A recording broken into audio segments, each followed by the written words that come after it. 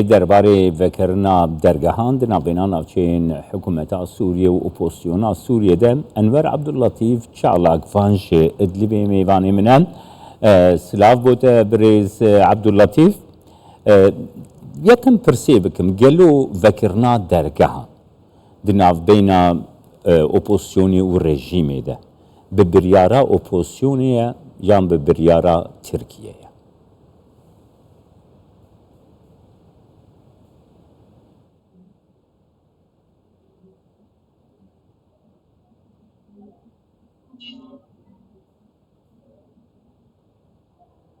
مثلا نور الى كل المشاهدين. بەڵێ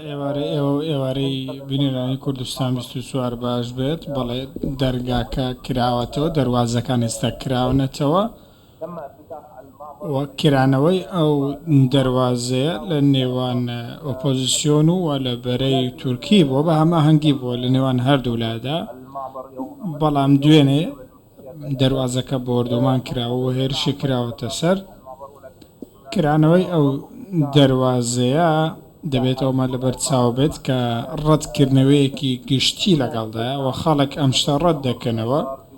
چونکە ئەمە پێچەوانەی بڕیاری نێودەوڵەتی کردنەوەی دەواازەکانە و ئەو دەواازەیە کە کەوتووەتە ڕۆژەڵاتی حەلەب و سوپای نیشتیمانی لەوێ جێگیرە دەبێت ئەوە بکرێتەوە. باشا او ايريش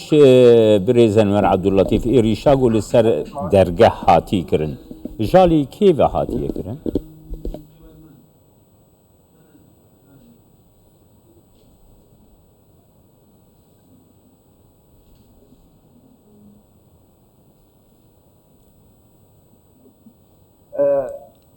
اعتصم الاهالي خەڵکی ئەو ناوچەیە و شۆڕژگێڕانی ئەو ناوچەیە هەمویان دژیکردنەوەی ئەو دەواازەیەن کەوتووەتە نێوان ڕژێم و گروپەکانی ئۆپۆزیسیۆن ناوچەکە وەکو وتم بەتەواوی بۆردومان کراوە لەلایەن فڕۆکەکانی ڕژێمی سووریا و خەڵک بریندار بوون. بريزن ور يعني اوبوزيون سوريا كونها دستحلات لجهه اوبوزيوني نافچين اوبوزيوني قالوا داخوازي خلكي گهداريا داخوازي خلكي ناكي هيفين خلكي كو خلق ناخوازي او درگه وكن لي اوبوزيون درگه ودكي چاوا چه دي فرم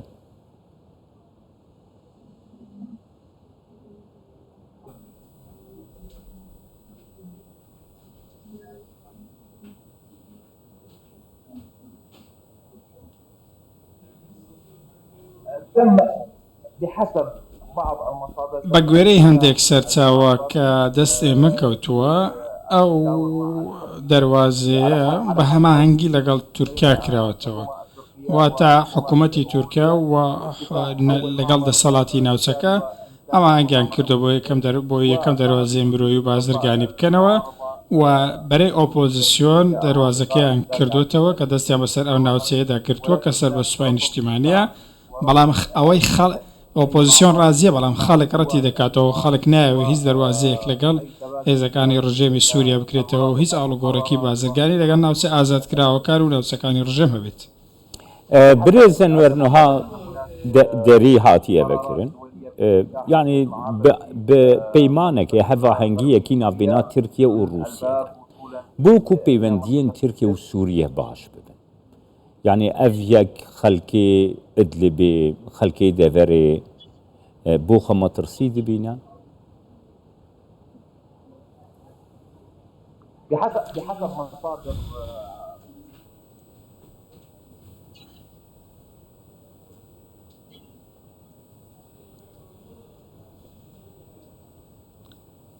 الجيش الوطني مدعوم سوپای نیشتیمانی لەلایەن تورکیاوە پشتگیری دەکرێت ئامان بڕیارە نێودەوڵەتیەکان و بڕیارەکانی نەتەوەیەکگرتووەکان جێبەجێ دەکەن بۆ ئەوەی دەواازەی هاریکاری مرۆی و بازرگانی لە ناوچەکەدا بکەنەوە و هەماهەنگێکی بەردەوام هەیە هەماهەنگی بازرگانی و ئاڵوگۆڕی بازرگانی هەیە لەگەڵ ئەوەشدا ئەوەی لە واقعدا هەیە ئەوەیە کە خەڵک سەرلەبەری کردنەوەی ئەو دەواازەیە ڕەت دەکەنەوە و نایەنەوێت هیچ ئاڵوگۆڕێک لەگەڵ میلیشیاکانی سەر بە بەشار ئەسەد لە ناوچەکەدا هەبێت و نایانەوێت هیچ دەواازەیەکی سنووری لە نێوان شۆڕژگێڕان و میلیشیاکانی ئەسەد هەبێت. برز أنور عبد اللطيف ممكن درين دنجي حتى هناك بله القوات الموجودة في مناطق ميليشيات الأسد رافضة لهذه المنافذ بحسب المراء. برز أنور عبد اللطيف ممكن درين دنجي ناف بين رژیم و اپوزیسیونی دبی بکرن حتی ریا M4 بی بکرن ممکنه اویت؟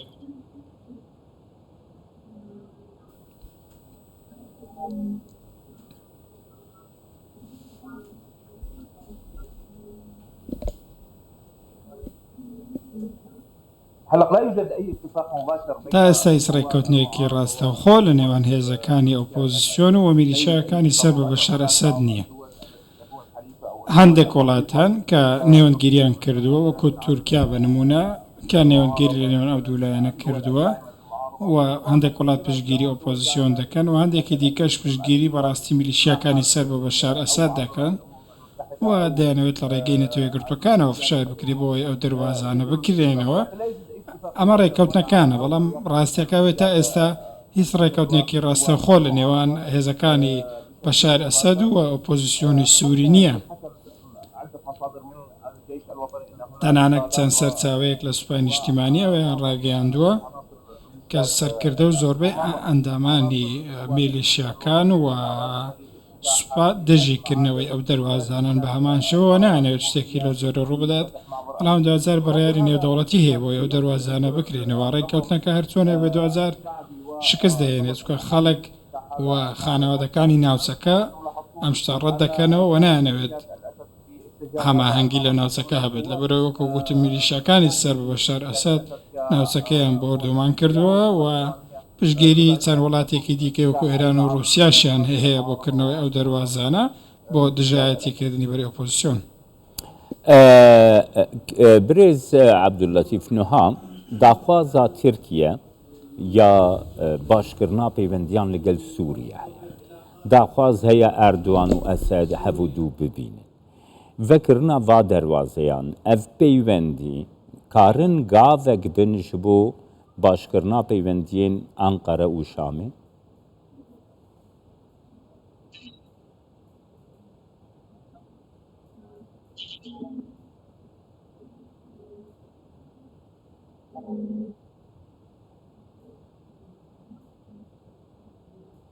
حقيقة سمعنا كثير ئێمە گوێمان لە تورکیا بوو کە باسییان لەوە کرد